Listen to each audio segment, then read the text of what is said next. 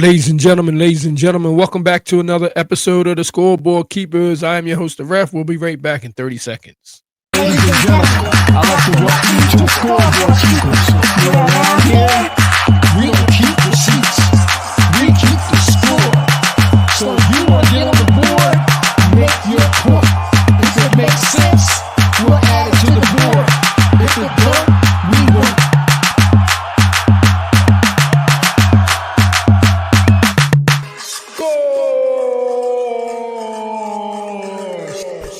Scoreboard Keepers. Ladies and gentlemen, welcome back to another episode of the Scoreboard Keepers. I am your host, the Ref, where we keep you up to speed in the latest in sports, hip hop, and hot topics. And man, we got a story for y'all today coming out of Cincinnati. Woo-wee! Reports out of Cincinnati is that the Cincinnati Bengals are making waves in the NFL by locking down their dynamic duo, Marr, Chase and Tee Higgins. These signings are not just about contracts. They're about legacy, strategy, and keeping the Bengals in the championship conversation. Let's get into it, y'all, because this got to be good. All right, let's start with Jamar Chase. The Bengals just handed him a record-breaking 4-year, $161 million contract, making him the highest-paid non-quarterback in NFL history. Damn! Chase has been a game-changer since he entered the league in 2021. Last season, he pulled off the rare triple crown, y'all, by leading the NFL in receptions, receiving yards, and touchdowns. This guy is not just a wide receiver. He's the cornerstone of the Bengals offense. That ain't no lie, because he even was performing when Tee Higgins wasn't on the field. He's something else, man. Now let's get to talk about Tee Higgins. He's been the perfect complement to Chase, and the Bengals knew they couldn't let him go. Higgins signed a 4-year, $115 million deal, making him the highest paid wide receiver 2 in the league, and getting paid more than some wide receiver ones. Damn. This move shows the Bengals' commitment to keeping their offensive core intact. Higgins has been a consistent performer, and his chemistry with the quarterback Joe Burrow is undeniable. No lie, because Joe Burrow needs both of them to get to where he got to go. You need both of them. So what do these signings mean for the Bengals? First of all, it solidifies their offense as one of the most dangerous in the league. I agree. With Burrow, Chase, and Higgins locked in, the Bengals are sending a message. They're here to compete for the championship. But it's not just about the stats. It's about the culture.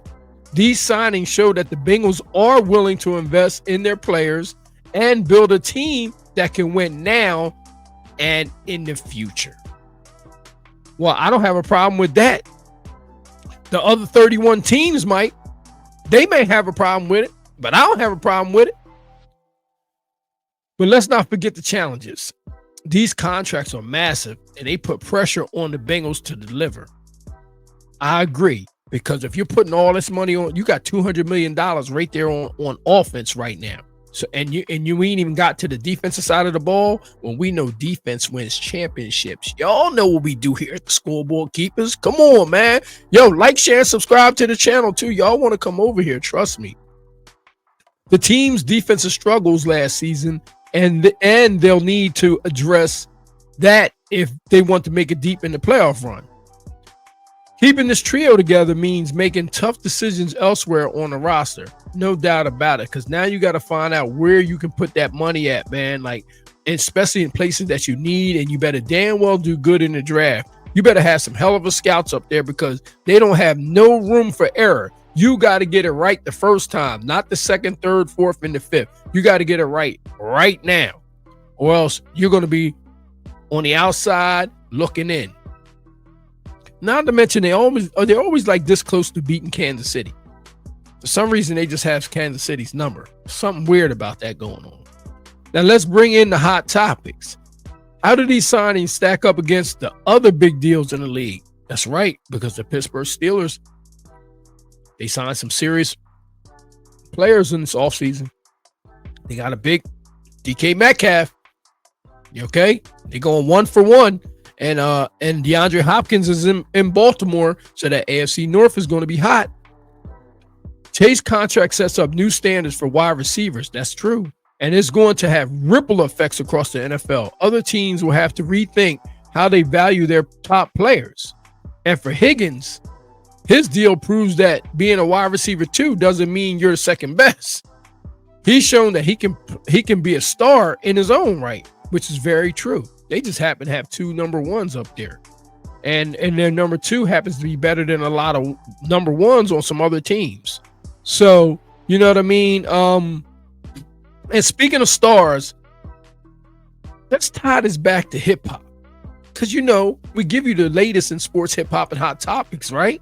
Well, Chase and Higgins are like the Drake and J. Cole of the NFL. 2 heavyweights who make each other better. Their chemistry on the field is like a perfect collab track. You know what I mean? And the Bengals are the label making sure that they stay together. And I don't have no problem with that because, you know what I mean? So many times and so often you find out that there's players out there that they just separate them a little too prematurely and they end up going somewhere else and being successful when they probably, if they would have just been patient, could have been successful in their own right where they were. Saquon Barkley, it was a possibility. You know what I mean? I know it was looking dim. It was looking grim up there. It was looking dim, but I think something could have happened up there in New York if he would have stayed up there and if those general managers in that front office would have been smart enough to keep him up there. I mean, when you get rid of a player like that, you can topsy-turvy the entire league, man. You shift the balance of the entire league when bad GMs do things like that. Yeah, I said bad GMs because that was a horrible move. That was a horrible move. So we got the clock rolling. Y'all see it's going, right? Y'all see the clock going. So what's the takeaways here? The Bengals are all in, obviously, because they shoving a lot of money out there, okay? There's not a lot of $100 million receivers walking around here, but 2 on the same team. Whoa! You know what I mean? You better perform. And listen, man, let's just pray that they stay injury-free also, because, you know, the injury bug it don't have any favorites. It don't have any picks. It can come around and get anybody. You know what I'm saying? They've made a statement with these signings, and now it's time to back it up on the field. Whether you're a Bengals fan or just a football junkie, this is a team to watch. And they were last year also because they finished hot. They finished hot. And I mean hot to almost coming in one game of making the playoffs after that horrible start that they have. They normally get off to a slow start. That's it for today, you guys. I mean, you know what I mean? That for this episode of the Scoreboard Keepers, you know what I'm saying? I thank you guys for tuning in with me. You know what I'm saying? I want you guys to make sure you like, share, and subscribe to this channel too, man, because, you know, we keep you guys updated on sports and, you know, hot topics in hip hop. You know what I mean? Like, that's what we do over here. And we have a good time over here. I know most of you who don't know who we are and haven't subscribed to the channel, you guys definitely need to subscribe.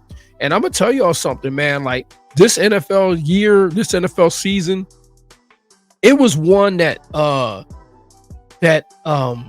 felt almost like we were robbed. You know why I felt like we were robbed a little bit? Because the teams that we really wanted to see in the playoffs, the Cincinnati Bengals being one, I thought that they got off to a very strange start. And the AFC schedule was a little weird. It was a little weird that most of the AFC teams were playing their division games like the last 8 games of the season.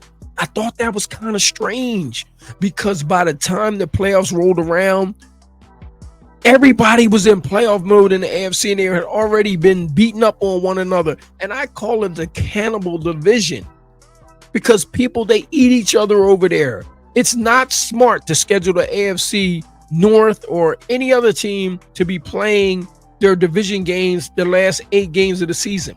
I thought week 16 this year, if you go back and look at the schedules of week 16 and 17, I thought we got the playoffs a week early, maybe 2. We lost Tank Dell very late in the year. Why? Because Houston Texans was on the road playing Kansas City Chiefs, and everybody's jockeying for position. Houston Texans went from favorites to make it to the AFC Championship to nothing, to just basically one receiver. They lost Stephon Diggs also. So they were down. When I tell you they went from, in preseason, I remember they had so many receivers, they didn't know who to keep and who to let go. I remember teams in the preseason waiting around for Houston Texans to cut their players so they could pick up one of the receivers off of their team because they were so loaded. They were stacked with receivers, man. But it goes to show that the injury bug can get anybody. And then even, like I said, Tee Higgins came back late. Jamar Chase was performing for a while, for a few weeks. It was just him. I don't even know how he was getting open. I'm not kidding you. This is why I say that Jamar Chase is the best wide receiver in NFL football right now. He's the best wide receiver that I've actually seen in a long time. Jamar Chase is the real deal, y'all. You know what I mean? I don't care who you're a fan of. I don't care what team you support. I don't care where you celebrate at. When you see a football player, if you love this game of football and you see a football player like Jamar Chase, you come to a certain type of respect and a certain type of understanding that this guy just loves the game. It's just something that separates him. He's the player's player. You understand what I'm saying? When you look at these teams and how they were preparing for him last year without Tee Higgins on the field, like I said, who didn't come back till late, I don't even know how his numbers were like that because they were doubling him and this man was still getting open. So one-on-one coverage for him is unfair for the defense. It really is, because I'm not so sure that he can be guarded one-on-one. Yeah, we're not afraid to say it over here at the Scoreboard Keepers, y'all. We're not sure if Jamar Chase can be guarded one-on-one, because what we've seen from him over here, we've seen a great route runner.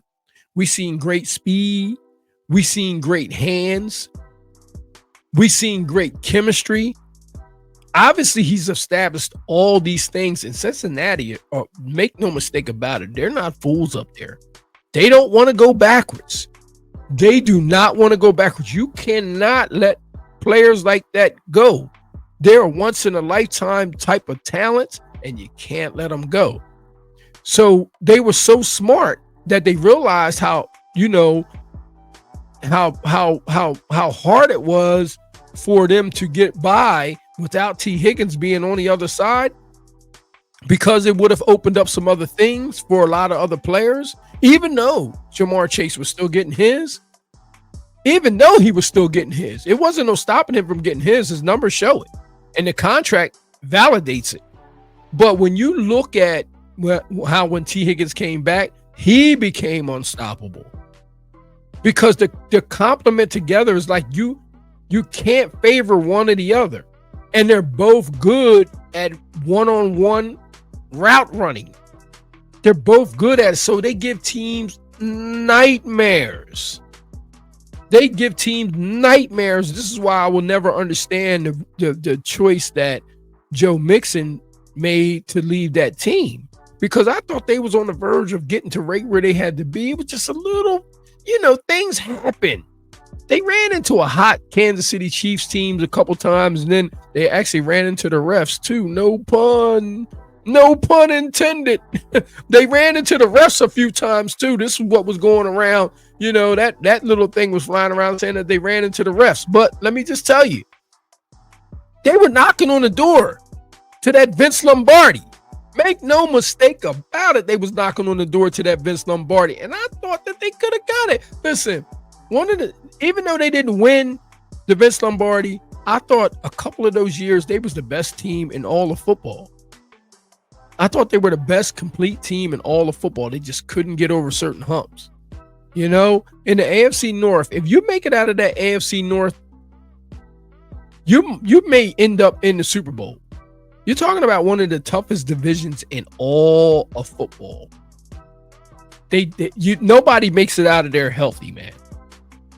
Every year something's going on. And guess what? If you're not on your A game, you can find yourself in the basement. It's always a tough team that doesn't make it in the playoffs. This year was was a prime example. That you got to be on your A game because they didn't make it to the playoffs by one game. So you got to be on your A game, man. You know what I mean? It's no doubt about it. It's just that simple. Ladies and gentlemen, y'all see the clock has struck 0. I appreciate y'all for being with me. I am your host, the Ref. And we want to give all honor, glory, and praise to the Most High God, not just any God, but the God of Abraham, Isaac, and Jacob, that God, because that's the God we serve. And before we get out of here, listen, guys, please like, share, and subscribe to the channel, okay? Please like, share, and subscribe to the channel. Thumb up the video, get it out there. Come follow us. You can join us sometime. We have roundtable discussions on sports. We talk about everything over here. Nothing's off the table.